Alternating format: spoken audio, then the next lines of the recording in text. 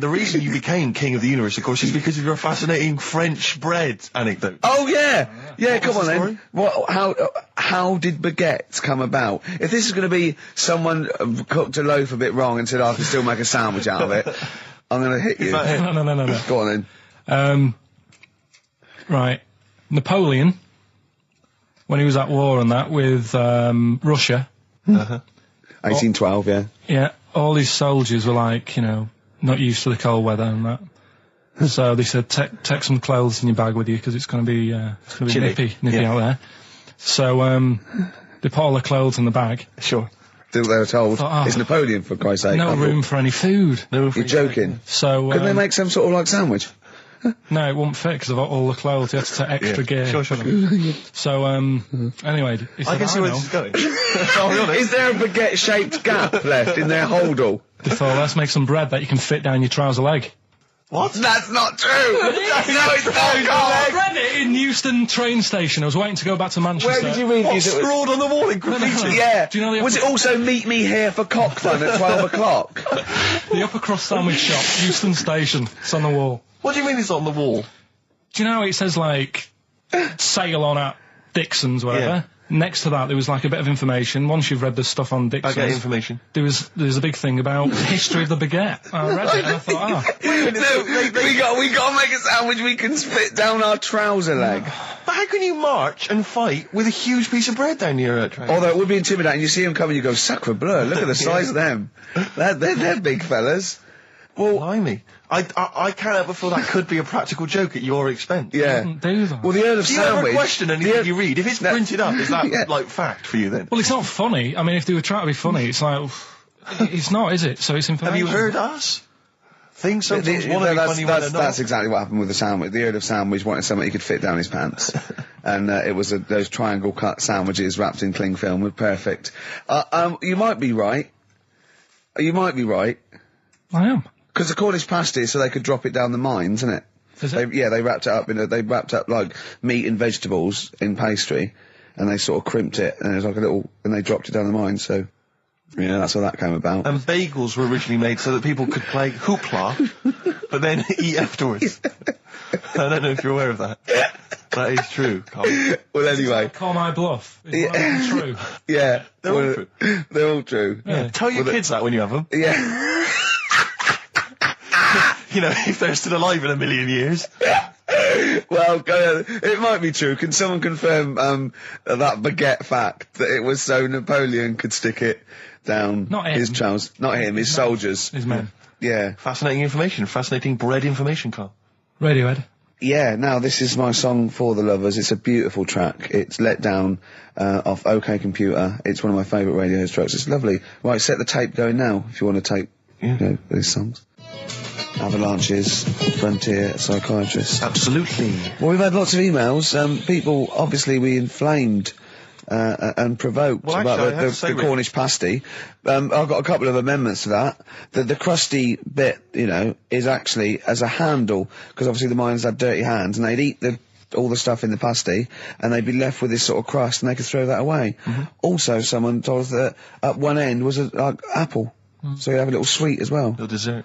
So, there you go. You noticed how, over the years we've been doing this, way back when we started XFM, no one ever contributes when we ask about the music, when we ask about hip-hop, or their, opinions on that, anything important. No. But start talking about pasties. Yeah. We've had about 5 phone calls. Yeah.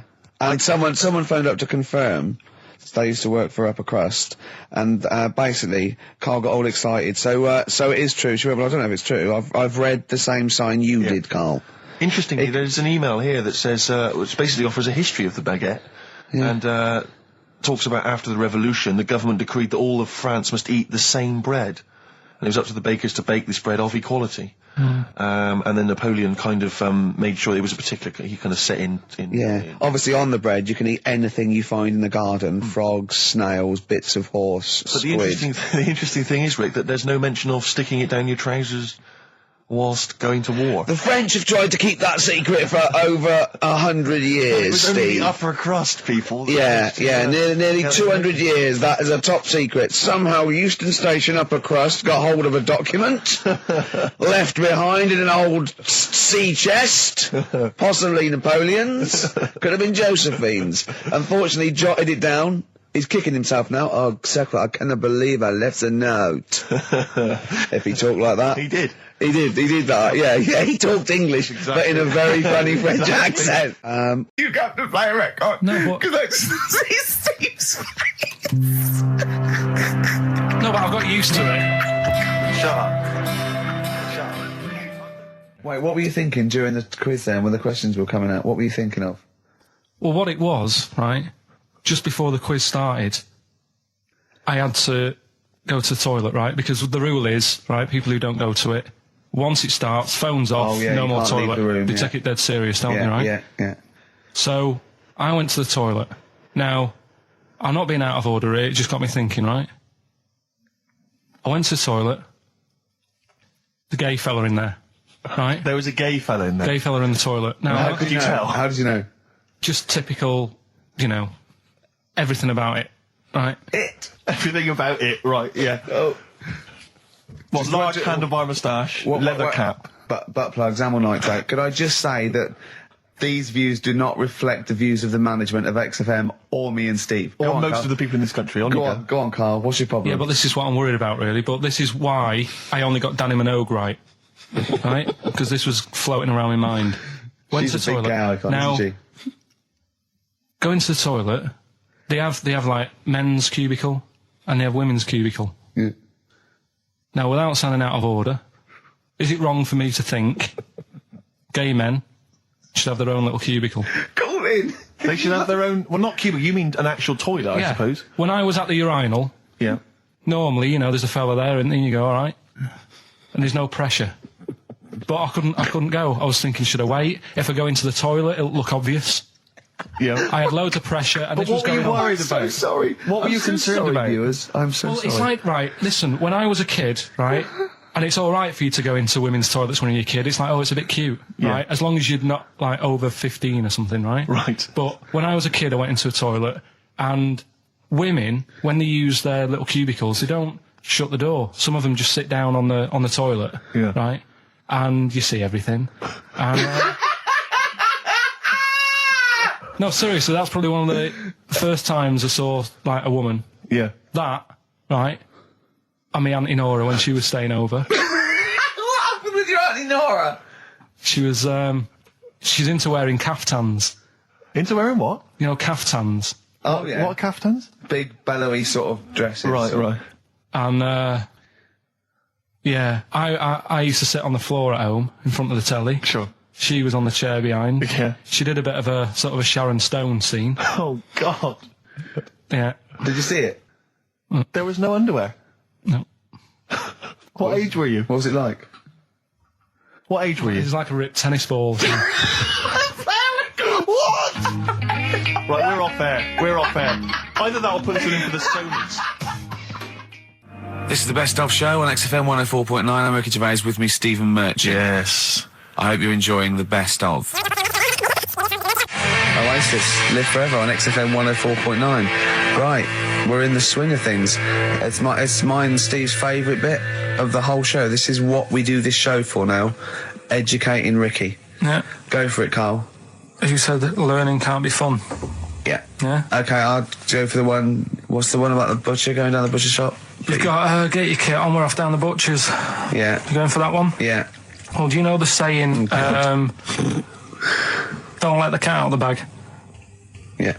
Do you know what it means? Yeah, well, don't give away a secret. Right. Well, do you know how it came about? No. Well, ages ago. Before, like... Ages ago. 17th century? Yeah, before, like... Yeah, 17's good.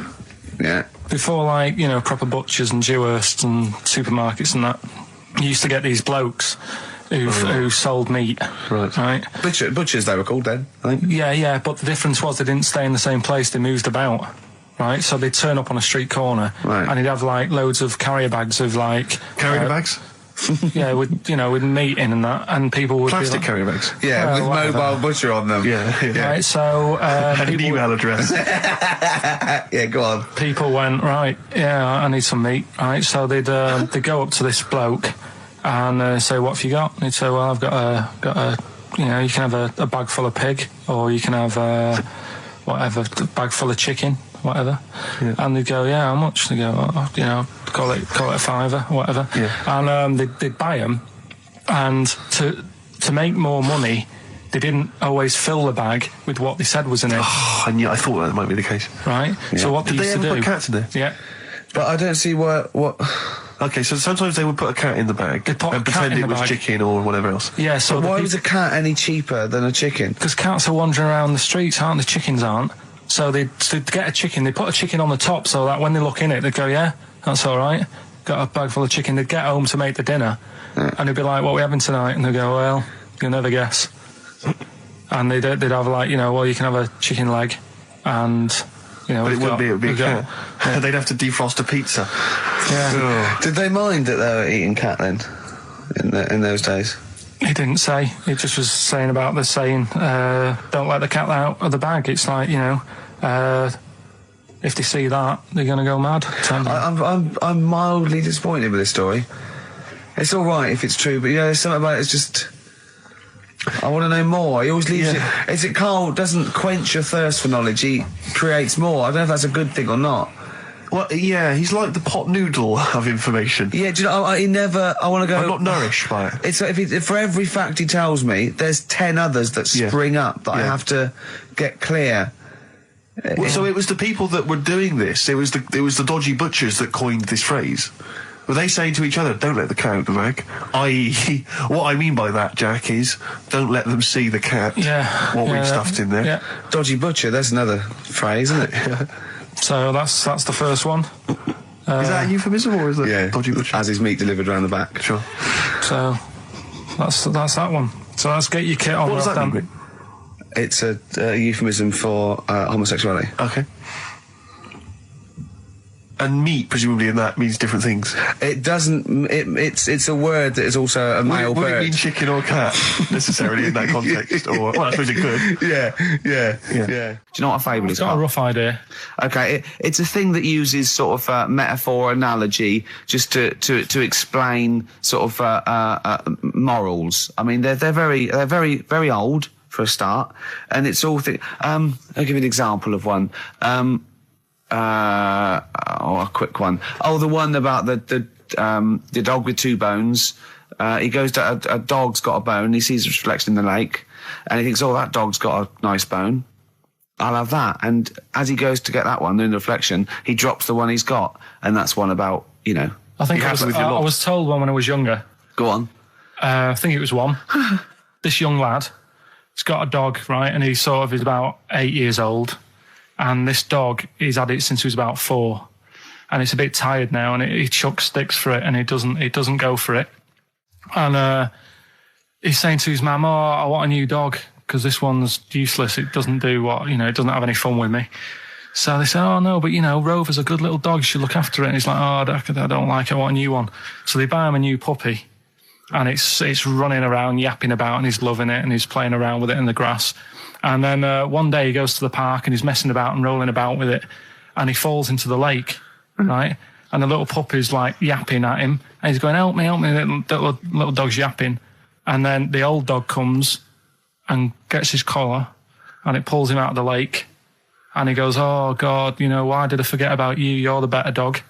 And he loved that one again rather than the puppy. I got a feeling that was Lassie. Well, yeah, that was an episode of Lassie. What's the moral? What's the moral there, Karl? What's that telling? What's that explaining through analogy? Sort of, don't forget the old. Look after old people. I remember there was one I heard once about a young boy who got trapped in a lake inside a cage. But he loved his trainers so much. He wasn't going to get them wet. But even though he had to get out there, and even though he thought that was the important thing because it's material value, he actually drowned, and the trainers were no good to him then. I woke up this morning, feeling fine. It's not a blues song, and I turned my phone on, and it was from Karl, and it went, "Forget it, I've made my mind up." And I thought, Wow. What is that? And I Forget it, I've made my Yeah, mind. I went, Karl, what is it? He went, oh no, it's about the text I sent you last night. I went, well, what was it? I just got this text. He went, I was just wondering, I was thinking last night. He said, supposing you had to have your hands removed. Sure. Right? And the doctor said, well, you can either have them stay like that with stumps, or I can sew feet there. What would you have? And I was bleary-eyed, and I went, the stumps? He went, yeah. I went, all right? He went, yeah. And then what was his follow-up text to that? And then I got the text, it was obviously before it, and it went, and it was like quite serious. What would you do if surgery not doing your hands? Would you have stumps or the feet? Right? Now the way, when I said, he's made his mind up, and I went, the stumps, he went, yeah. I think secretly he decided on the feet, but was too embarrassed to tell me. There's a little bit of what would you do? Because But why did you think of this? Why did you think of this? Girlfriend's away, right? Yeah, no, that's not why you start thinking bizarre surgery devices. Right, I'll let you into my little mind, right? Last night, I had some beans on toast, right? She was away. It's good already. She was away, she had some beans on toast, she went wild. Yeah. Right? Now, I was stood up, I live on on a high street, right? So I'm washing up, I'm looking out the window. First thing that had my attention is, I can look into other people's flats, right? Yeah. And it was weird how all these different lives were going on, I was watching them, and everybody had the telly on and was watching Volcano, right? Which was on last night. Right. And I thought, oh, that's weird, right? I can see them all watching it. And it was like a little Chinese lad who was dancing around in some underpants. Yeah. And then there's a little old woman who lives downstairs who was reading a book, and she's always reading a book every night. And it's like, I have a better life than her. And then there's like some sort of bouncer who's always getting ready to go out late at night with all the black on. He looks like a bouncer. So I was watching all this life going on. I thought, did you witness a murder while you were doing this? Yeah. It was like that sort of Sliver film where that bloke had loads of tellies watching people's lives. So that was going on in my mind. And then I was washing up, and I picked up the plate, and I thought, oh, it's amazing, isn't it? The human body, the way you can just sort of, I want to pick that up, and you do. Yeah. And the way your hands work, right? Yeah. You've got 5 little digits, but it's just the right amount to do to do what you've got to do, right? So I'm cleaning the plate. Sorry, Karl, stop. It's just the right amount. Might be one of the most genius things I've ever heard said. I would love David Attenborough to phone you up and say, Karl, how do I word this about the evolution of the mammalian front limb? Just go, we'll just say it's the right amount. But it is. One of course extra would get in the way.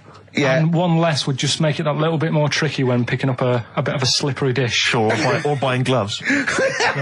Yeah. A slippery dish. And then the other thing is, the one that I was reading, the world record with the fellow who's pulling a train with his teeth. Mm. Does that make any difference that he's done it with his teeth? What do you mean? Well, what difference does it make? Well, isn't it? It's quite hard to pull a train with your teeth, I imagine. Well, it's pretty hard to pull a train. All I'm saying is it because he couldn't beat the fella who's pulling it with his hands? Well, this is my point. I think there was one bloke with a record for the running backwards 100 metres was sort of like 11.5 seconds. And I was thinking, turn around, you'd probably have a really good go at that. Do you know what I mean? Yeah. It's sort of like doing a marathon with a milk bottle on your head. Take the milk bottle off and see how fast you can go, you twat. But you can just tweak it, like the fella who has done the pegs on the face, right? Yeah. His name's Gary Stretch Turner, right? Right. So you're sort of cheating already if he's got a stretchy head, right? But you are, right, you are one of the most stupid humans I've ever met. Well, get me in the book. Yeah. Right? Well, listen. So Gary Stretch Turner, right, his record is 153 pegs. Yeah. He did it again, and he only got 150 on. So he hasn't broke his own record. Right. But what I'm saying is, if he tweaked it a bit more, would that make a new record? What? Well, if he said, I've got 150 pegs on, but at the same time as eating a burger. I see what you mean, yeah. He'd be the world record breaker for pegs and eating burgers at the same time. Yeah, just change it a bit. If you know you're not going to make it, just do something else. I'm assuming the rules are set at the beginning, Carl. That's it. That's where they say, right, you're just going to do the pegs thing. You're not going to introduce burgers halfway through, are you? Definitely not. And then they have a go. I was on one leg, not interested. How many pegs? 150. Can I just ask very briefly, I was quite interested by the family had to move because they lived on Butthole Road. Yeah, I quite like that one. Now, I don't know if I've told you before, Rick, where I used to live. I'm not going to tell you the name of the street that I used to live on, not on air, because my parents still live there and I don't want, you know. But I'm going to write it for you now. This is the genuine name of the street I used to live on. Just imagine when you're at school. Yeah. And like in class, for instance, in French, you've got to say, you've got to answer where you live. Yeah. J'habite, wherever. Yeah. That's the name. This is actually the name of the street we lived on. No, it's not. I swear to God. That is... Absolute right. I could phone my father now and he could confirm that for you. No, I swear because he doesn't want to God. And I tell you that... But listen, do you know what worries me? It's the apostrophe S. I know. Because that's blatant. Yes. Amazing, isn't it? That is incredible. But imagine how embarrassing that was. So if I look that up in the Bristol... You'll find that in the Bristol A to Z. I swear to God. That is really... Why have you never told me that before? I can't believe I haven't. That's I'm incredible. still embarrassed now. Do you know, whenever I have to phone up, if I have to give that address, I always spell it instantly. Really? Like, somehow that'll hide it, that'll disguise the name. But I can't get over that. Anyway, if you perhaps live in Tits Avenue, yeah, you know, or... Wanklin Drive. Wanklin Drive, just get in touch. Let us know, we're not really interested. You've been voting in all week, sending your emails, so here's the clips that you wanted. Karl, you're making noises while I'm talking. Yeah, but you do this all the time, trying to wind me up. And I'm not saying Manchester's the best place in the world, but what I'm saying is, there's bits of it that I really miss. Yeah. Like last Sunday, right? When I'd met up with Ricky, we had spaghetti bolognese, which was alright. And then I said to him, I need some soil. Damn, I wish you'd invited me. It sounds amazing. So I need some soil. What do you think? You need some what? Soil? Soil, yeah. I need to repot a plant, right? Yeah. So, you need to repot a plant? Yeah. Fair enough. So, I'm like, where you can't see these shops in London. Do you know what I mean? There's nothing around. I took him straight to one in my street. Yeah, but near your street, and that's probably the only one in London. Well, you say that, Karl. No, it does annoy me. Round my way, it's like, you know... You can't move for soil shops. There's earth. You can just pick up handfuls walking down the street. Yeah, incredible. People just lean over into someone's front garden. You can take the plants as well. No, what I'm saying is, Manchester, there's loads of decent hardware shops. Yeah. Here, you know, if you want a panini and a latte or whatever, you can't move from. But for soil, I had to go virtually how many miles away from me to carry that soil home and stuff. Yeah. It's not good. I mean, London's all right, but if cities were sort of marked... It's neglecting the peat market, really, well, there's barely any mulch available in central London. I'm sick and tired of not getting a good, decent compost of a Sunday. Indeed. So, you know, I'm thinking of moving to the north, where there is loads of soil and gravel. Indeed. And animal shite. Whatever. Yeah. So you were going to say, if you were marking cities out of 10, what would you give London? Well, if you were marking them on, like, you know, on what they have. Right. As opposed to what? Well, as opposed to... How you spell it. Say, like, I think the greatest city in the world is Rome. Right, it's pretty amazing. Yeah. Have you been? What? Yeah. Why do you think that, though? Just because, like, you turn a corner and there's something there that's really old. Right. Like, you're going down a normal street. Go and stay in a Derby and Joan club. Yeah. No, but it's like you're going down the road and then you turn a corner and like the Colosseum's in the middle of a busy road. It's like, what's that doing there? Yeah. And just when you think there's no more, you turn another corner. It's almost as if that was there first. Yeah. Well. Yeah. But do you know what I mean? London. Yeah. What have we got? You know, Trafalgar Square's world known. And you go there, what's there? Yeah. Do you know what I mean? So there's a lot of space there. Get one big B&Q. In Trafalgar Square. To cater for the whole of people who live sort of central London-ish. Yeah. And then I'd be happy, but what I'm saying with Nelson just popping up through the middle? Because you can still see it, couldn't you? Yeah. It's a great idea. So B&Q could be like the whole sort of flat thing and make it sort of grey so it looked like rock, and then Nelson popping up... Make it classy is what you're saying. Yeah. Stone clad it. So it looks like you've made an effort. And then you can pop in, and then you can go out and go, oh, look, Nelson's column. Oh, look at that. Look at that. The victory. Defeat. That's fantastic. One of the greatest living. Yeah. I need some nails. Yeah. Perfect. Killing two birds with one stone, you say? But why isn't there more than them shops? Because when I went into yours, every time I've been in there twice now. The first time was to get a shower head. Right? Right. And I went in there, couldn't resist buying something else. I ended up getting some super glue as well. Blimey. Hey, big spender. And then, last Sunday we went in there, got 2 bags of soil, not one, I bought 2. Yeah. And I bought some scissors to cut plants with. Secateurs. Well, Scissors. you never know when you want, you might need more soil, I suppose. Well, I've got You've stocked out now. Where do you keep it, under your bed? Sorry, this isn't going out, is it, this conversation? It's not going out on air. I got a feeling it might be. Your time off at school. Why did you have time off? Because it was windy? Were you windy, or was it windy outside? No, it was like when... Your auntie wasn't out the window, was she? When the winds were bad in the 70s, and my mum said, oh... Whoa. What? I remember space operas and flares. I don't remember the winds being bad in the 70s. Well, my mum just said, you might get blown into the road, so don't do that. She had so much faith in you, didn't she? As a human being. Is that why she got fired from the pie shop? I'm not coming in today, I might get blown into the road. God. The funny thing it was, right, Steve, they had this thing going at school, because a lot of people used to wag it back then. Right? Used to what? Wag it, sort of not go in. Yeah. Right.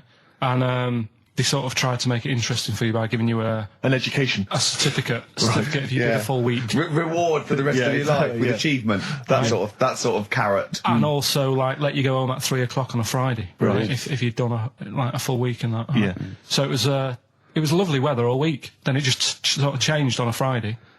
And I got up and it was all windy. It's always windy for Friday on Sunday, isn't it? Don't, if you don't go in because, you might get blown into the road and that. So I said, all right, then I'll stay off. And, so why did she told you to hold on to a fence or walk you there? What's this? Don't go out. Immediately give up. I love this getting blown into the road. Is that based on your cats that kept getting blown into the road? Well, so I got to school on the Monday, right? And the teacher said, Took you a long time. Today, to punish you, you're the only one who wrecked the whole week, right? Everyone else came in. You didn't. So everyone else is going home at 3 o'clock today. But you're not. Brilliant. Serves you right. And I wasn't bothered though. It was great because I said, well, you'll have to stay with me, won't you? And it was great. So all I did for half an hour was doodle and stuff. It was great that afternoon. Yeah. And that was ages ago. That was like when I was about 8. And that's one of the times I was off ill. Yeah. So it was, but that wasn't even ill. That was wind. Yeah. Yeah. So. Yeah, it's a bit different when you're to be honest with you, world though, Karl. You can't just not turn up because you've got a bit of a cold or you're a bit fed up. I mean, we had an appointment 4 o'clock Thursday, wasn't it? And he had to call it because I cancelled it. Meeting went on a bit late. Time management. Get things done. If it was important, you'd get it done. Play a record, Karl. Pull your finger out, please. When I was a kid, right, and it's all right for you to go into women's toilets when you're a kid. It's like, oh, it's a bit cute, right? As long as you're not, like, over 15 or something, right? Right. But when I was a kid, I went into a toilet, and women, when they use their little cubicles, they don't shut the door. Some of them just sit down on the toilet, right? And you see everything. And, no, seriously, that's probably one of the first times I saw, like, a woman. Yeah. That, right? And my Auntie Nora when she was staying over. What happened with your Auntie Nora? She was, she's into wearing caftans. Into wearing what? You know, caftans. Oh, yeah. What caftans? Big, bellowy sort of dresses. Right. And, I used to sit on the floor at home in front of the telly. Sure. She was on the chair behind. Yeah. She did a bit of a sort of a Sharon Stone scene. Oh, God. Yeah. Did you see it? There was no underwear. No. What age were you? What was it like? What age were It you? was like a ripped tennis ball. What? Right, we're off air. Either that or put us in for the Stonys. I've told you before about buying presents. Did those gloves have your name sewn in them? And a piece of string that ran over the back of your duffel coat? You know, I've never been into getting presents and that. I had the problem at that Christmas one, that time with the Victoria Plum. Yeah, we'd hate that. We'd hate to bring that back. We've done that. Because you talked about the because it's kind of to do with your dad, isn't it? He's a very bad gift buyer. Was that the problem? Well, yeah, my dad just wouldn't bother. It was my mum who sort of made an effort, and she sort of worked out half of what I wanted, then she left it to me dad to get it off someone, see if he could get one cheap or whatever. I love the fact that usually people talk about, like, drinking heavily or violent abuse, right? Yeah. But here's what he's been left with and scarred with from parents is bad gift buying. Yeah, and that's the Victoria Plum incident. In the greater scheme of things in the world, that's not a bad thing to have, is it? Right, there was this, this is what it's like about getting presents and stuff, right? With me, with my mum and dad. Go on. My mate, Colin, right? Colin Mackin? No, Colin Bailey, right? Yeah. He had a little Sinclair Spectrum, right? Computer, which was like the thing to have at that time, right? Yeah. Used to always go round to his house. The deal was... Not the one you had to play through the window because you weren't allowed No, that's another lad. Oh, right? yeah. This is a different lad. And the deal was, he came to our house and my mum gave him a pie. And then I'd go round to his and I'd stay there for a few hours playing, you know, Hungry Horace and stuff like that on it. Right? Now, my mum and dad knew that I really wanted one of these computers, right? So I waited about a year. Came round to Christmas Day. I thought, I reckon might have one. Turned out they bought me the wrong one. They bought me a ZX81 instead of a Spectrum, right? And Christmas Day, I'm there trying to load the games up. It's not working. I'm thinking, what's wrong, right? And the thing with me when I was a kid, I used to get quite sort of agitated. This is the moment, right? I found out that it needed a RAM pack to make it work, right? Looking in the thing and it's saying, and make sure you put your RAM pack in the back. And I was like, oh, where's the RAM pack? And my dad's going, I don't know, I've got you the main bit. That's it. So I was that wound up, I just was sick, right? Just sick. I didn't feel sick or anything, I just was like, oh God. Went to the sink, just sick. Because I was that on edge about it. I said, come on, we've got to get one. And my dad's like, Tandy's shut, we're not gonna get anything today. Ruined again, Christmas Day. That was after the year when my train set got blown up by our kid. The following year, no RAM pack. And now you ask me why don't I get good presents? He's scarred. He just I'm gonna die. Honestly, I'm gonna die. He's just being sick. Yeah. There's no RAM pack. What? Did you get to the bottom of it? Why wasn't there a RAM pack? You have to buy them separate. Oh, okay. What do you mean I can't play Frogger? Oh no. So, wasn't there another incident when you threw up? Spontaneously threw up? Through sheer anxiety? I do get it. It's not so much now because I've relaxed a bit, but as a kid I used to be quite on edge all the time with certain things. Do you think that's what happened to your cat that kept being sick? That it didn't get the food it wanted and it just threw up? Do you remember that? Yeah. God, so they shaved it. Yeah, but again, you see, the cat thing, I mean, it's mad. I was thinking about it the other day, right? I used to think I had quite a normal upbringing. You didn't. Right? And someone was talking about Your mother once told you not to go to school because it was windy, Karl. It was not a normal upbringing. The cat was being sick, so she shaved it, so it was easier to clean. Right, well, my mum and dad went on holiday, right? And I stayed at the Rosses down the road. Oh, yeah. Only a kid, must have been about 5 or something, right? And I was always running around in the house. I had a lot of energy as a kid. What the Rosses did, they had this cat that was dead violent, the most violent sort of angry cat I have ever witnessed. A tiger? It was, honestly, Steve, if it was bigger, it would have been, because it was just always having a go at you. Yeah. If you went to pat it on the head, it went to bite you and stuff. And what they used to do with it, to stop me running around, I'd sort of be running around, and then I'd get a bit tired, and they'd say, have a lie down on the settee. So I'd lie down on the settee and I'd nod off. And what they used to do, I'd wake up and I'd put the cat on my belly. Right? So I'd be scared to move because it's like it's going to get me. But it would keep you there. It kept me there, and it used to sort of slaver on me, and they'd sort of, you know, go out or whatever, and I'd be lying there. That's not normal, is it? Karl, sorry, were you created by the Brothers Grimm for one of their fairy tales? What kind of a life is that? A cat paperweight to keep Karl in place. He keeps blowing around. It's windy. We'll have to weigh him down. Be careful. Your mum probably told him that it's a windy day. You got to get something heavy on him, otherwise he just gets blown into the road. God bless him. Did I ever tell you about my Uncle Alf? No. He wasn't a proper uncle, right? But it was just one of my dad's mates and that. And he was getting on a bit. He must have been about, 60, which is pretty old when you're younger and that. And he was the same. He used to always wear a suit and that. But it was never in good nick. It was always like a rough suit, but it doesn't matter. He's still, you know, making half the effort and that. Yeah. And he used to sleep in a dinghy. Right, young Karl. What? In his house? Yeah. Why? Well, in a flat, he's in like a little bed sit. Because he only had a little bed sit, and he was into boats and stuff. So he had this Two birds with one stone. Had this little dinghy, had a little flat, thought, well, it's tight space and that. He had a dinghy as a bed, and he had 2 tellies, right? He had 2 tellies, one that the sound worked on, the other one only the vision worked. So if you wanted to watch a programme... You had to turn both on. Put them both on like BBC One, turned one up and watched the other one. Wow. So, what have you been doing this week, Steve? Well, I'll tell you what, at the beginning of the week I was incredibly annoyed by Karl. Why? No, because I remember you had a little discussion with Karl a while back saying that you thought he was lazy at times. Yeah. And, you know, you had various criticisms of his work. Yeah. And I got a call from him. He said, oh yeah, I should have told you, I had a phone call. Someone said that they were trying to get hold of Steve Merchant to offer him some lucrative voiceover work. Now, you know... That is money for old It's money for old rope. That's you're in there for about 20 minutes and it's thousands of pounds. If there are children listening who are still at school, they should definitely, when the careers guy says, what do you want to do?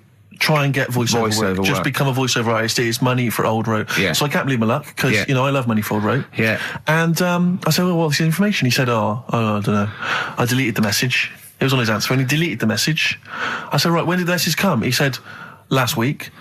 So he took a week to tell me that he had deleted the message. Why, just because it wasn't for you? I mean, I don't know how selfish that is, Karl. No, what happened is, right, I got back off holiday. I was at home. Yeah. So I called up my voicemail, right, because I can do that. Yeah. Remote access, right, because I've got to know what's going on at work. Of course. Called in, it was still my day off, I was going through the messages. Yes. Heard one from some company saying, we're after Steve Merchant. Yeah. We want him to do some voiceover work. Yeah. Right? I can't remember the name of it, but I thought, right, I'll remember to tell Steve. A week later. It doesn't matter, does it? You still got the message, and they what message? Yeah, but voiceovers have to be done in the next couple of days. I didn't get the message. All I got was there was a company, I don't remember the name, and they phoned you. They wanted voiceover. How does that help me? There are hundreds of thousands of media companies. You didn't take down a number. You didn't take down a name. Nothing. I was more puzzled why they'd want you to voice anything. He's having a go. I don't know why. But listen to that voice. No, you must be annoyed. You must be annoyed. I mean, talk about rubbing salt into the wound. No, but listen to you. Oh God. I don't know I don't know how you think. I don't know how your mind works. Well, I was thinking there must be a tractor sale on somewhere. What do I care? No, hang on a minute. Wait a minute. I don't care if they want me to advertise, you know, the latest designs in pirate fashion wear. I will do a voiceover because it's money for old rope. I don't care what you think of my voice. Someone was interested. They were offering me money. And you decided arbitrarily, they probably wouldn't want it, they probably made a mistake, they wouldn't like the way he talks anyway, I'll delete the message. No, the thing is, right, I get paid... being a girl? I get paid to sit here on a Saturday, right, play CDs and that, help out with the show, get you decent prizes, I think I do me bit. Sure. Right? It isn't about running your voiceover work. So hang on, so Karl, let me just get this right. If someone was ever to phone me, right, trying to get in touch with you, to offer you work, you'd want me to just ignore the message. That is what you're saying to me. You'd prefer that I deleted the message, I ignored it altogether. That's what you'd want for me to do. That's what you'd want me to do. What, someone's calling you for some Someone's phoned me, they say, I can't, I don't know, I'm a friend of a friend, I've got your number, Steve, I would love to use Karl Pilkington for an exciting sex scene. So has it happened? Well, I'm saying in the future, if it was to occur, do you want me to just ignore it? Is that what you prefer me to do? Well, it's not like that, though. I did tell you. I told you the message. You didn't what? You told me a week later with none of the information I needed. Karl, that doctor called last week. That kidney's ready for that little girl that you were doing that sponsored walk for. I forgot to tell you. I hope it's still all right. They keep it on ice, don't they? I think they do. Selfish, Karl. So selfish. And you've lost us a son. Beautiful bit of Snoop on XFM, yeah? Mm-hmm. Kicking it with Ricky Gervais. Yeah. Sweet. Steve Merchant and Karl Pilkington.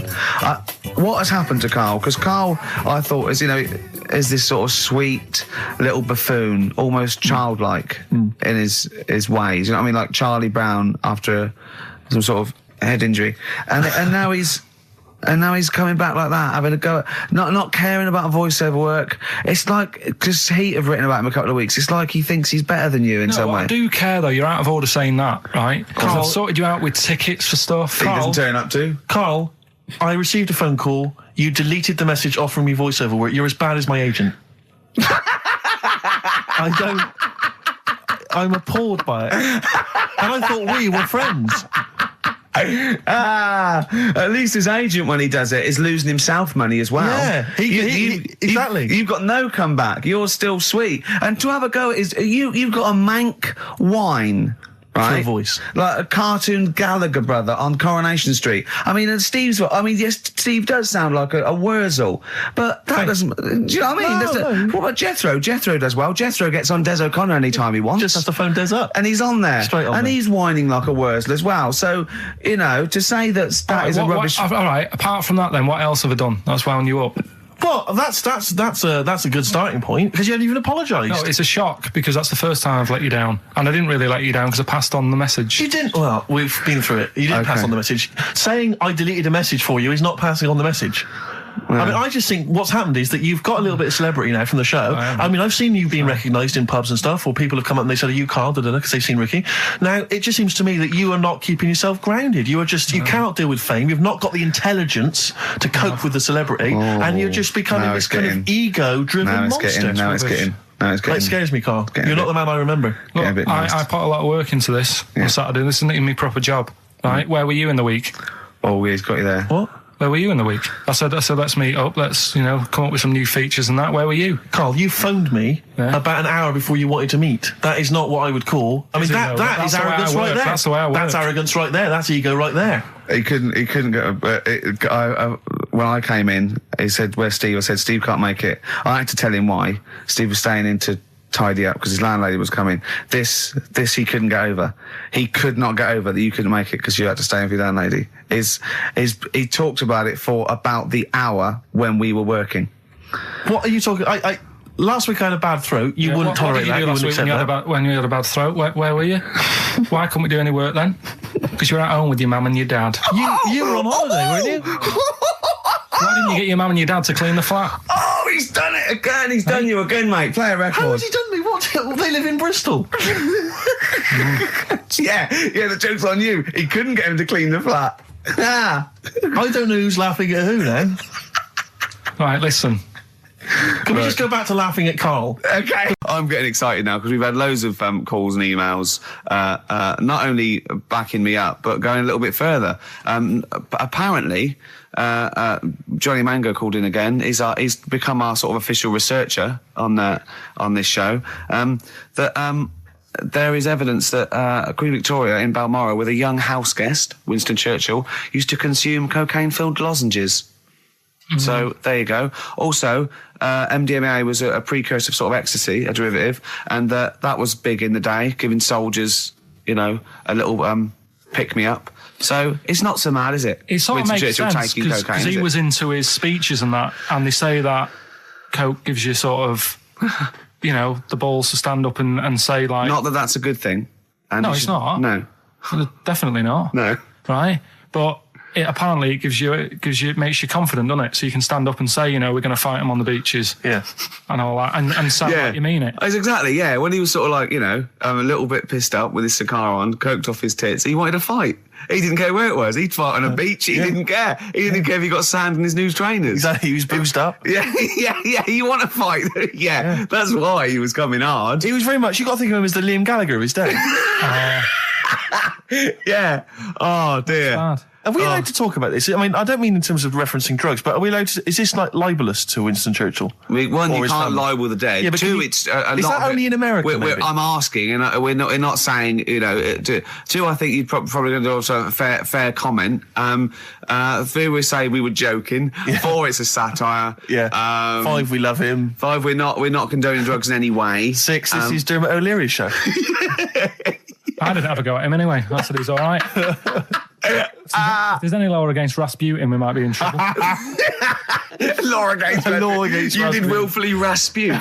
Yeah. All over the airwaves. You did slag off Russia's greatest love machine. Yeah. You didn't shoot him till he was dead, did you? Oh, put some poison into his I'll tell you this, wine. if there's any other historical questions that people want answered, then we're the men. Because really, with the three of us, our knowledge of the fact that the Hindenburg was filled with helium, the kind of coke habits and various drug habits of Britain's most famous political leader, we've got the answers to all of it. Einstein. Go on. I found out in the week that he didn't talk till he was 6. See, it's all these people who are weird. Churchill couldn't read, could he, till he was 8 or 9? Really? Yeah. So there you go. He got a D in history, apparently. So you're shooting off in a minute, aren't you? Well, yes, because we were trying to make poverty history, Karl. Yeah. People are making poverty history all over the place. They're putting on a wristband, and it seems to be working, because I haven't been poor for ages. I haven't been poor. And Alex had a stop bullying. Alex was wearing a stop bullying wristband, and as he himself said, he seems to have sorted that out. You haven't been bullied for I haven't ages? been bullied for years. So wristbands work. I saw one in a shop window the other day which said, stop child abuse. And I bought one, obviously, because a lot of people say, does it make a difference? But it was only £1, and I'd only spent it on kiddie porn. So, I think I've made a little difference there, in a small way. On a serious note, though, I like the idea that child abuse. If you're a paedophile and you're walking along the street in your Mac, right? You got a puppy in one hand, a bag of sweets in the other, and you see this wristband, and you go, "Oh, stop it."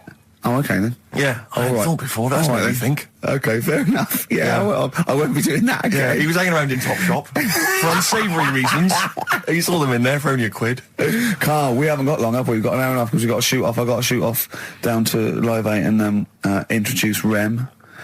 So we got a lot to pack in. We got the Rockbusters, and then we give away. I just saw those. I'll finish the sentence in a minute. I look forward to it. I'm getting excited. Yeah. I'm getting excited. So we got so much to pack in. Yeah. I haven't got time to finish all my. So listen, right? The things we're giving away: the signed little Homer. The Nigel Tufnell thing and the Flanimals, right? Looks brilliant. They've done a brilliant job, the people here at XFM. So take back all you were saying about them, Karl. And also we should say as well, you've still got a chance to win that, because if you get today's Rockbusters, you go straight into the hat for the big draw, so you've still got a chance to win all those top prizes. Play a record. Bit of Monkeys. Yeah. Monkeys. Pleasant Valley Sunday. Alright, do you like that, Karl? It's alright, yeah. What's it about? Well, if you heard, it was a sort of description of, typical suburbia, isn't it? Here in status symbol land. It's a sly dig. When the monkeys get a bee in their bonnet about something, you better not. You do not want to be on the receiving end of that. Yeah. We've got a good song with a story later. Go on, what we got? Don't want to tell you yet. All right. Now, is it as pitiful as last week's, where you somehow misheard that Eric Clapton song? What was the Eric Clapton song? Well, Wonderful Tonight, and he was convinced it was about a bloke in a wheelchair for no reason, no evidence at all, other than she's walking around with me. Yeah. Well, yeah, walking around with me. No. I walk into a room and everyone's head turns to look at her, which you didn't seem to helps hear. him to bed. Is he drunk? He's had a few. Never mind. Yeah, well, you're totally wrong. Big day, Karl, though, isn't it? Because there's lots going on, and I know Karl's it's very, very important for him that he champions Live 8. I don't know what's going on. I don't know what. I am sick of it, to be honest. Sick of what? Just sick of reading about it. Sick of this Live 8 thing. Sick of it all. Brilliant. Fed up with it. What annoys you particularly? It's not only that today, though, is it? On the way in today, right, saw a gay fella on a bike. Weird? On a bike, rushing. What time did the gay march start? What time did it have to be? Why are you looking at me? I don't know. No, but he was rushing, left it late, so he'd had a late night again. So my point's right about him. What right? was your point about, just to people who've just tuned in? Well, the fact that they go out late, so they sort of have a nice night out from about 11:30. They're ironing the jeans at like 10:30. In their jeans. They're leather trousers. But anyway, right? So they're cutting the back, aren't they? Leather trousers about 10:30 at night. I'm on the way in, right, and I see one stressed out, rushing, right, on a racer, wearing high heels. Oh, I love you. He's 50's dad, isn't he? He's angry. He's just angry. If you're a gay fella and you're proud to be gay, but you also want to make poverty history, you don't know what to do today, do you? You're all racing all over the place. Must be murder. It seems a bit unfortunate that they've put them on the same day. Yeah. Well, you can get little leather studded wristbands that say "Make Poverty History." Yeah. So you can join in on both you parts. You can kill two birds at one stone. Yeah. Yeah. But why is Live 8 stressing you out? It's for a good cause. You must have, I know we've discussed this in the past, and you don't really know what you're talking about. But I mean, maybe that's the problem. I'm just, I don't know. I mean, I could have told them ages ago that there was no way that they were going to pay it back. I knew that was going to happen. I love that. But they didn't consult you, did they? When they were handing out this money willy-nilly to people who were dying, you could have had a quiet word with them. All I'm saying is... You could have said to Harold Wilson, Harold, you're not going to get this back, mate. Obvious. You are not going to get this back, mate. When I wanted a mortgage, I had to supply 3 wage slips, is what I'm saying. I was double-checked out loads of times. I'd like to see, have you ever seen that guy Alvin Hall, who gives financial advice to perhaps teenagers who don't know how to spend their money wisely? All right. Perhaps, send him over there. He's the guy with the bow tie. Oh, yeah, you know what I mean? Yeah. Send him over there and just sort of have a chat with him and say, make a list of what you're spending it on. So he's basically, will you be annoyed if they drop all debt and double aid and everything? No, because, I mean, people sometimes need help and that, don't they? You've got to help people out, but it's how many times is the thing. Do you know what I mean? Let them off. But do I, I've got this monthly payment at the moment, haven't I? Yeah. I'm paying for tools for people out there who need a drill to build a house or whatever. Yeah. Am I now in my right to say, well, you can't have it all? Do you want the drill or do you want the debt cancelled? This is what I'm saying. I'm just, I'm all happy to help people out. Do you think they're taking us for a mug? Is that what you think you might be taking? We'll see, won't we? Time will tell, won't we? You know what I mean? If next year at the same time Geldof's putting on another gig, I'll go, what's going on now? Geldof putting on another gig and the mean fiddler. What's going on now? I think you're missing out on the true meaning of today, Karl, which is an opportunity to see Keane for free. I think that's the problem. I don't want to go. I don't like crowds and that, do I? Right. Can't be dealing with that. I don't like big crowds. People, because I was talking to people at work about it, and they were saying, it's a big occasion, it's one of them events, that you've got to be down there, because in years to come, when they say, were you there, I don't see what's good about having a memory being stuck in a crowd of 150,000 people. I'd prefer to do something nice. Say if I have like a nice cake and a cup of tea, right? In years to come, when they go, do you remember that day when we were all cramped and what have you? I'll go, no, I was having a nice cake and a cup of tea. So I've got a nicer memory than them. So I believe in doing something nice on a big occasion. Do you know what I mean? On a special day. Do something nice, remember that. The thing is, you have got a nicer memory than them, because when you look back and they say what you're doing 20 years ago, your memory will tell you were actually having a cup of tea and a cake, but with a chimpanzee that could talk English. That's what your memory will tell you. You're thinking, I was out with my mate. I was out with my mate Marty. He's a chimp, and you'll be in cuckoo land by the time you're 50. You'll be just going, that was great that day. Remember Suzanne? I don't know what I'm talking to Suzanne. She's left you. She's left you. She's had enough of you waking up. Well, she's down in Hyde Park watching Bed-Shaped live. She's not worried about cake and a cup of tea. Let's play Radiohead. Radiohead and Let Down off OK Computer on XFM 104.9. Right, let's think of some nice stuff then. Annoyed I was yesterday. Go on. Just got off the train and guy comes up to me and he says, excuse me, can you spare some change? I'm from Liverpool and I'm homeless. And I was so angry. I was in a bad mood anyway, and I just wanted to say to him, well, there's your mistake. Go back to Liverpool. That's why you're homeless. You're in London. Well, he might have been homeless in Liverpool and thought... Well, why'd you come down here? Well, where would you rather be homeless? Liverpool or London? Well, Algarve. Well, no, but I mean, I'd certainly... Do you know what I mean? But why am I supposed to say I'm from Liverpool and I'm homeless? Why is that supposed to be a persuading factor? Just annoyed me. I thought there was enough problems here already. He's going for a double sympathy vote. Yeah. I'm homeless and I'm a Liverpool. He could have just said I'm from Liverpool. I'd have given him some change. Guys, he was from Manchester once. I gave him my sandwich. Yeah. There was a thing the other night, right? They did this programme. It's only on in London, so if you listen out of London, you won't know about it. But it's about Oxford Street, right? And about all the thieving that goes on. It's like stuff. thieving. Yeah. Drug problems in the streets and that. Yeah.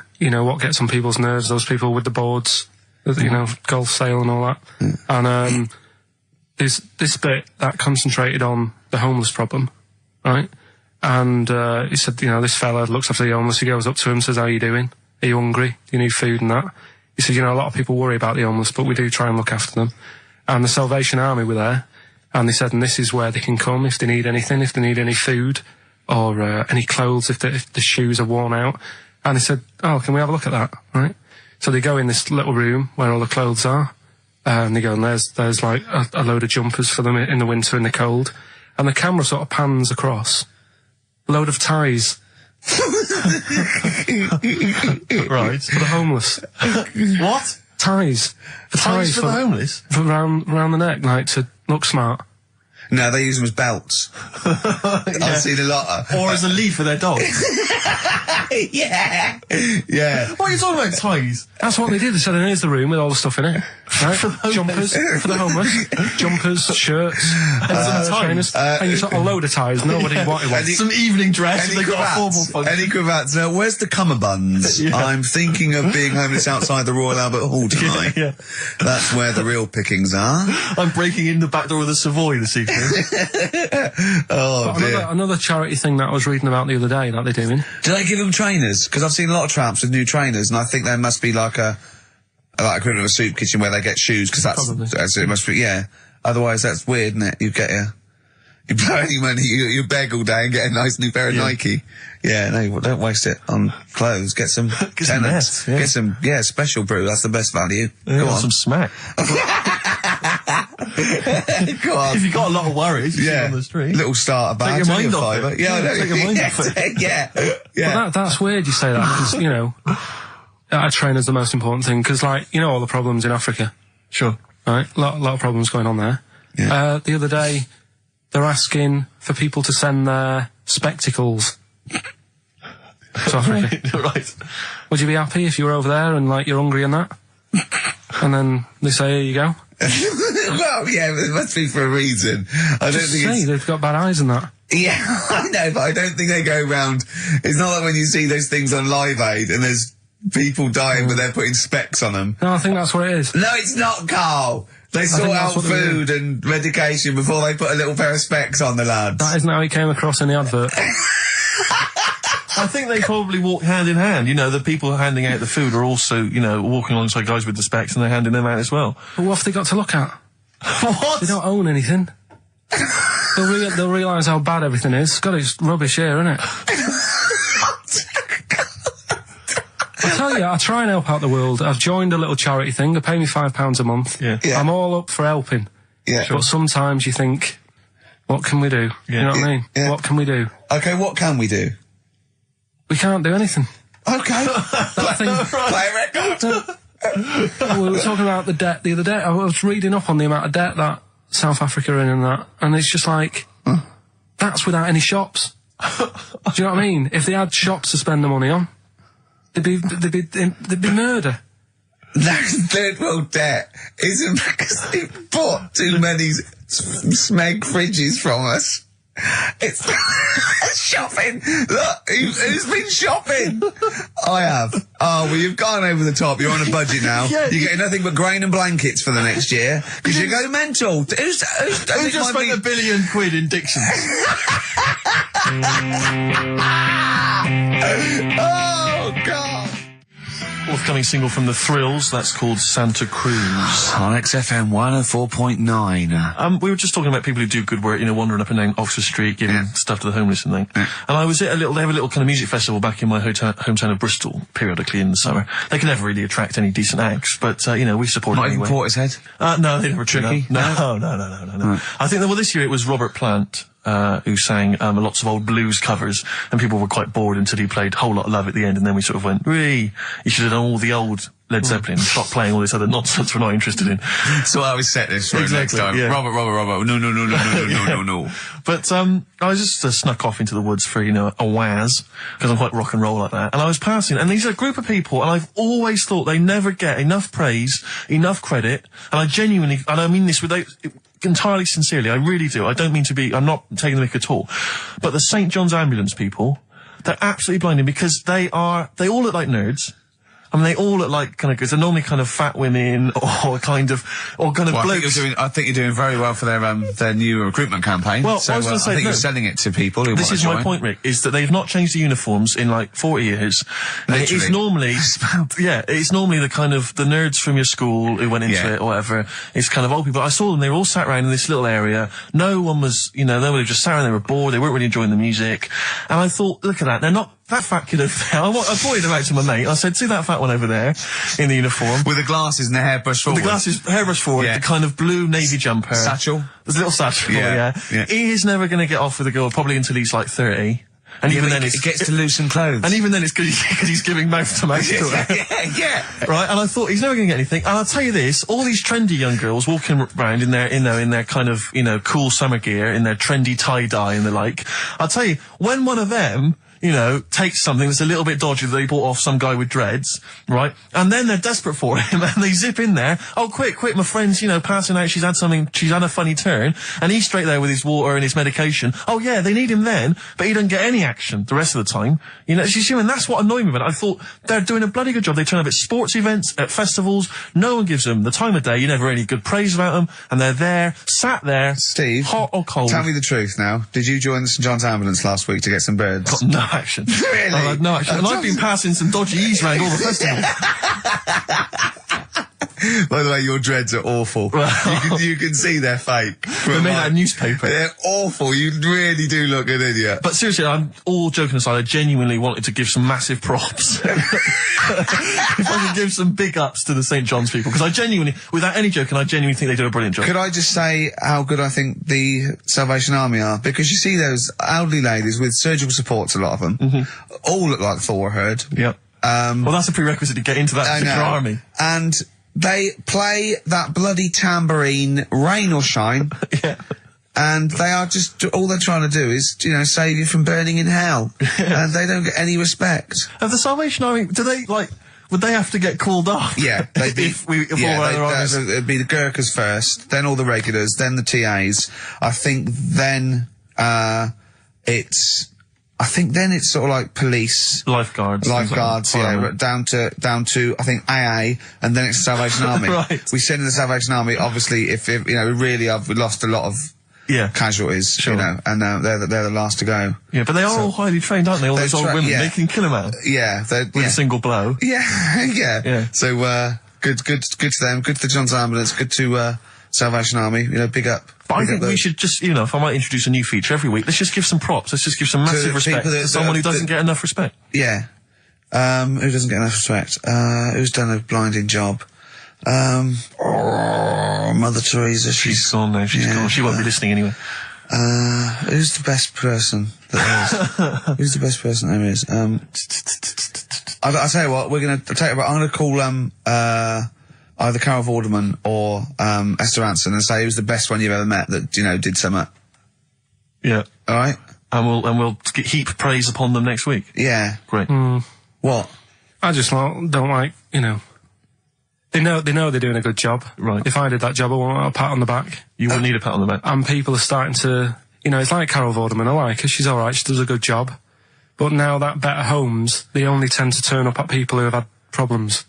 Do you know what I mean? Right. Well, leave it. Okay, wait. Come on, what do you mean? No, it used to start off and it's like... I haven't seen Better Homes. What is Better Homes? They go around and do someone's house up. Right.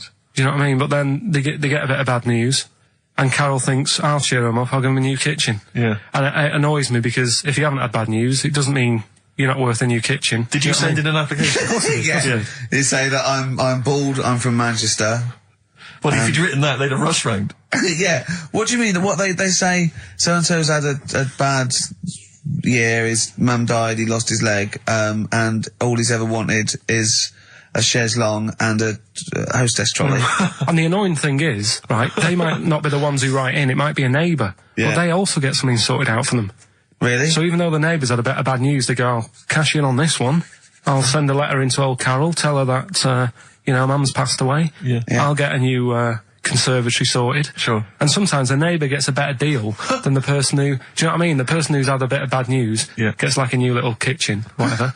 Neighbour next door, leave conservatory. The kitchen. Let it go, Karl. New decking in the You had to pay garden. for your own kitchen. Do you know what I mean, though? Is it all done now? The kitchen sorted, the bathroom needs. You had trouble with the grouting, didn't you? Yeah, I don't want to go. Oh no, we got to do. Oh look, play a record. We got to do the results, and then we got to do Monkey News. Could we quickly do the results? Well, you say we've got to do the results. There's not people hanging on for them. Let's do it and just knock it out there before. Well, let's play a tune. Let's come out and do it. Eddie and the Hot Rods, yeah, surely.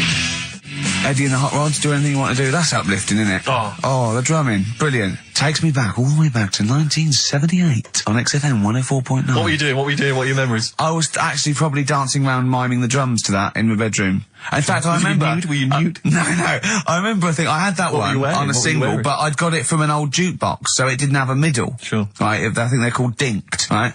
And so I had to line it up really carefully, and sometimes by the end it would just slightly go out where the record was moving. Well, I just had to...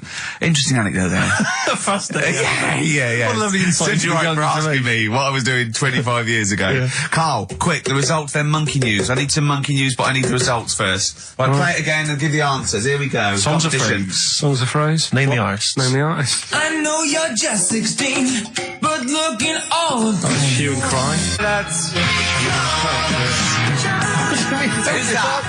Hang on. It's not our fault. Well, that's Philip Bailey again. That's too little. Right, it was... That was Roxette. The Look. Yeah. Right, we had, Hue and Cry started it off. Yeah.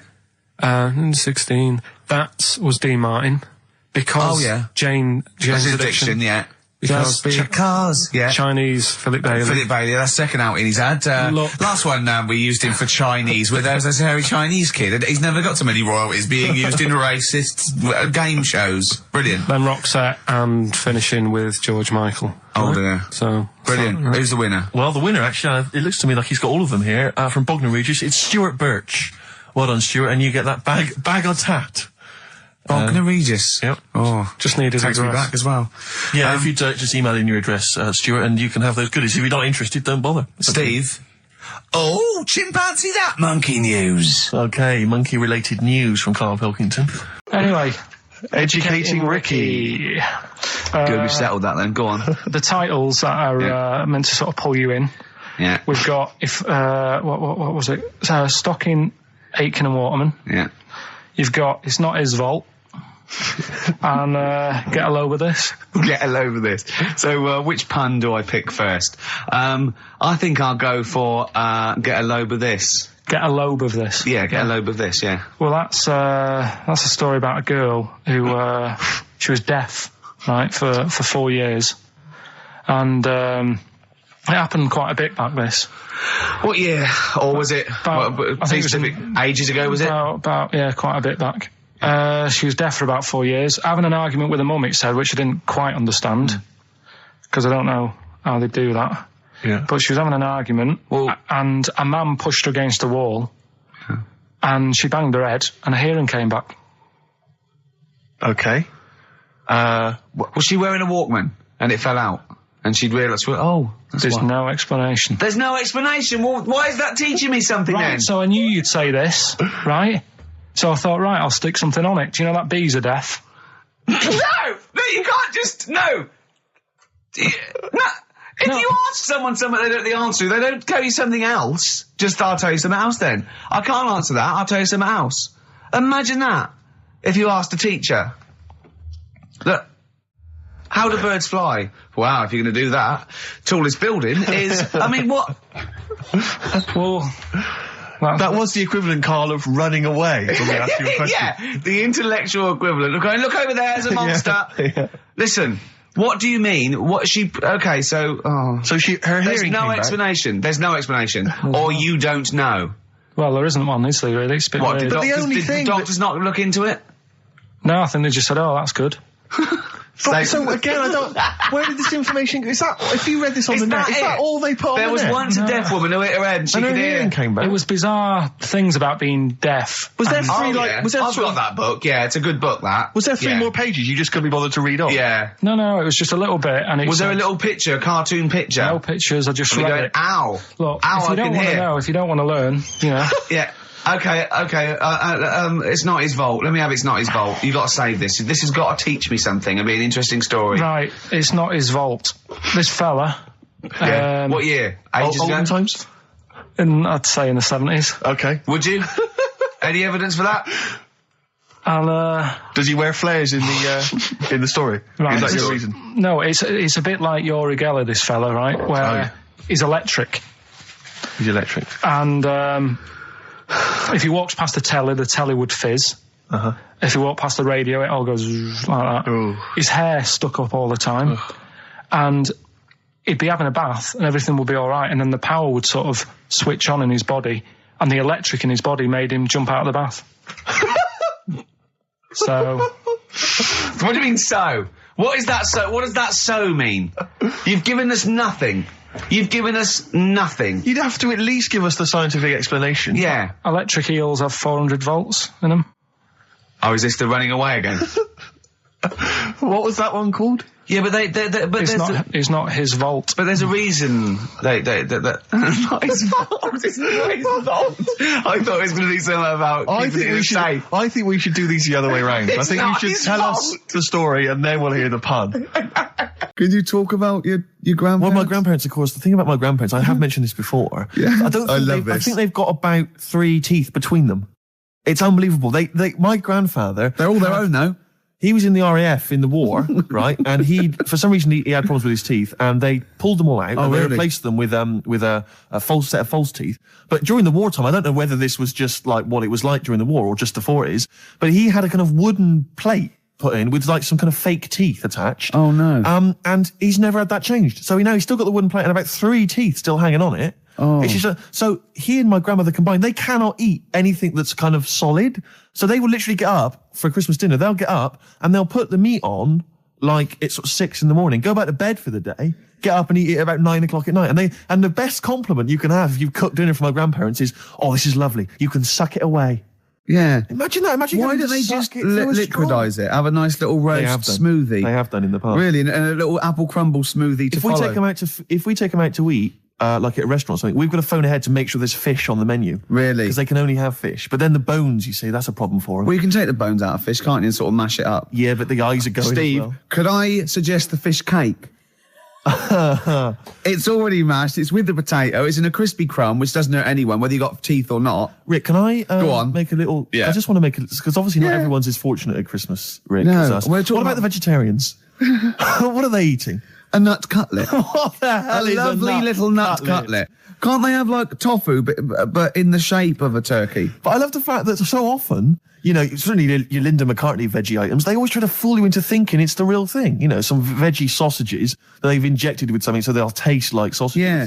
Is it true? Talking about when his dad said that, and then you told me something that I find amazing. Oh, the thing is, it's Christmas, obviously I've got to go back to Bristol. I love seeing my family. Well, yeah, I do. But it means I'd see my grandparents, who are, you know, brilliant people. I mean, lovely people, but mental. I mean, utterly mental. And they've taken now there must be sort of 80 a piece. And it is quite an old age, but they're fairly good health, relatively speaking. And they just spend their time in bed. I mean, that's all they do, is that's their profession. They've retired to go to bed. And they spend all the time in bed.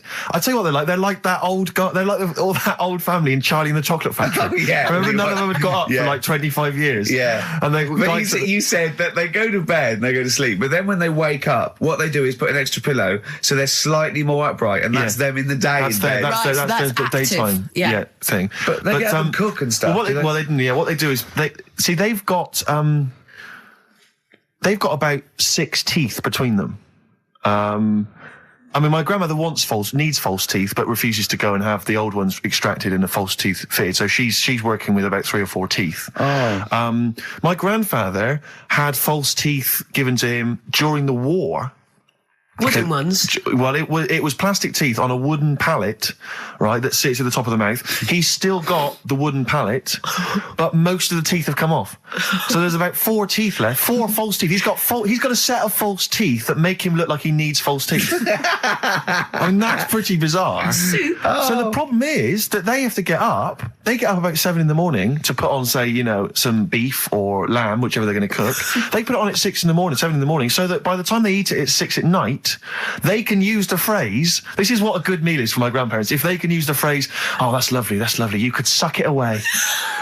You could suck it away. Who wants that from a roast dinner? You may as well blend it up and serve it as a broth. I don't want that phrase coming from old people without teeth. No, indeed. Because it must remind you of your rent boy days. Exactly. It brings it all flooding back. Oh, you know. God. Flooding's the word. Exactly. Should we play a record before we get really disgusting about your grandparents and blowjob? That is the worst thing we've said the word blowjob far too many times today. And in the same sentence as you... I can't believe. Anyway. And it's Christmas. Yeah. Oh, dear. You know, I've said in the past to you, Rick, that my grandparents, so I love them dearly, but it's like for the last 30 years they've been waiting to die. I know. It's like they just sort of, it's like, you know, the novelty wore off of life. Life in the 50s. Yeah, they got kind of bored of it. Life, in the 40s it was brilliant. All sat around the old Joannas, the bombs fell, singing. They loved that. The 50s, you know, that was great as well because that was the post-war years. It was, you know, it was a bit tight in the pocket, but it was all right. Everyone pulled together. And then the 60s came along, all the crazy music, the funny hair. Let's stay in bed. Exactly. They basically stayed in bed.